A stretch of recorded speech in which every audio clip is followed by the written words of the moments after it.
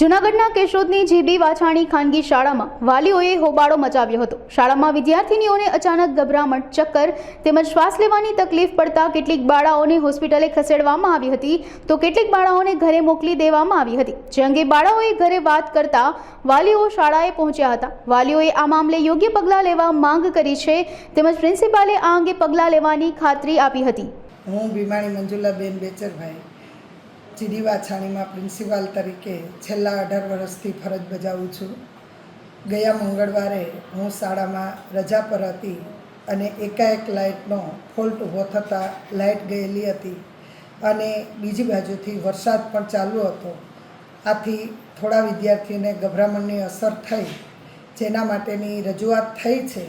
એ રજૂઆતને ધ્યાને લઈ અને જો કોઈ લાઇટમાં પ્રોબ્લેમ હશે તો 2 દિવસમાં એનો નિકાલ કરવામાં આવશે। 3 વિદ્યાર્થીનીને એ લાઇટ રિનોવેશનને કારણે લાઇટની અંદર 3 ફેઝ પાવર નહોતો, જે ગઈકાલે રિપેર કરતાં આજથી એ પંખા ફરી ચાલુ કરવામાં આવ્યા છે અને કોઈ પણ જૂના પંખા હશે તો એને બદલી આપવામાં આવશે। દક્ષાબેન રિંકુભાઈ વણપડિયા, હું મારી દીકરી અહીં ભણે છે એની રજૂઆત કરવા આવી છું કે એને કાલે તબિયત બહુ પરમ દિવસે ખરાબ થઈ ગઈ હતી એની, કે શ્વાસની તકલીફ હતી અને અહીં પંખા નથી હાલતા। મારી દીકરીને મેં કીધું છે કે તને શું તકલીફ હતી? આની પહેલાં 2 દિવસ અઠવાડિયા પહેલાં થઈ હતી અને મેં એને પૂછ્યું હતું કે તને શું તકલીફ છે? કે પંખા નથી હાલતા કે મારા ક્લાસમાં મમ્મી કે 4 પંખા છે એમાં 2 પંખા બંધ છે અને અમે સાહેબોને કીધું કે અમને આમ થયું તો તમે બહાર કાઢો, તો મારી દીકરીને બહાર ન કાઢી, એમાં એની તબિયત વધારે ખરાબ થઈ ગઈ। અમે દેવાણી સાહેબની હોસ્પિટલે તાત્કાલિક લઈ ગયા, ત્યાંથી સાહેબે ના પાડી દીધી કે તમે બીજી મોટી હોસ્પિટલે લઈ જાવી કે અહીંયા કેસ નહીં સંભાળવામાં આવે કે ગભરામણ થઈ ગઈ હતી। અહીંયા મેડમને અત્યારે રજૂઆત કરી દીધી છે અમે,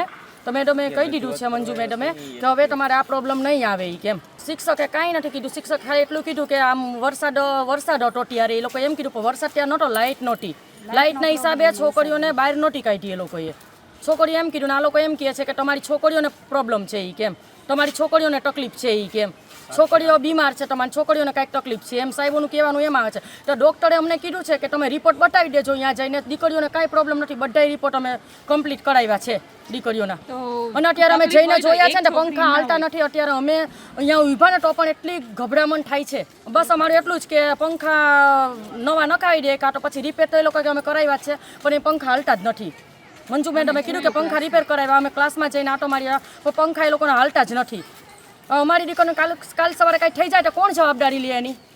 કોણ જવાબદારી લે? મારી દીકરીની હાલત એટલી ખરાબ હતી, મને ડૉક્ટરે એમ કીધું કે પેરેલાઇઝનો એટેક પણ આવી શકે તમારી દીકરીને બેની, કે તમે મારી ફાઇલ જઈને બતાવજો અથવા પર્સનલી નંબર લખી દીધા એમાં તમે વાત કરાવજો કે તમારી બેબીને। મારી છોકરીને પ્રથમ દિવસ ભણવા આવી હતી ને ત્યારે શ્વાસની ને આમ શ્વાસ રૂંધાવા માંડ્યો હતો ને તકલીફ એવી થઈ ગઈ હતી કે આમ શ્વાસ લઈ જ નથી શકતી, એમ કહો ને તો એ હાલે ને। ડૉક્ટર પાસે ગયા હતા તો એમ કીધું કે આને હૃદયની આમ બીમારી થઈ હતી એમ હતી, બરાબર। તો એવી છોકરીઓ કેટલી 20 થી 25 છોકરીઓને એ રીતના થઈ ગયું હતું। ઘણીને તો હોસ્પિટલે લઈ ગયા હતા, મારી છોકરીને ઘરે મૂકી ગયા હતા, હું ત્યાંથી દવાખાને લઈ ગઈ, બરાબર। તો એવી કેટલી છોકરીઓને થઈ ગયેલ છે, તો આ બધીનું કારણ શું હતું એમ એ લોકો એમ કહે છે કે લાઇટ નથી એને કારણે, તો લાઇટ નથી તો પછી બહાર વાતાવરણમાં કાઢાય, પવનમાં કાઢાય ને કાઢવાનું કીધું છોકરીઓએ, બરાબર। છોકરીએ કીધું બહાર કાઢવાનું, તો એમાંથી એક સાહેબે ના પાડી કે ના ના તમે તો બહાર ના કરો ને આમ નથી, એટલો શ્વાસ નથી લઈ શકતી છોકરીઓ, બરાબર। તો એના માટે પંખા ને બધું વ્યવસ્થા કરો। અમે અટાણે જોવા ગયા હતા, બરાબર।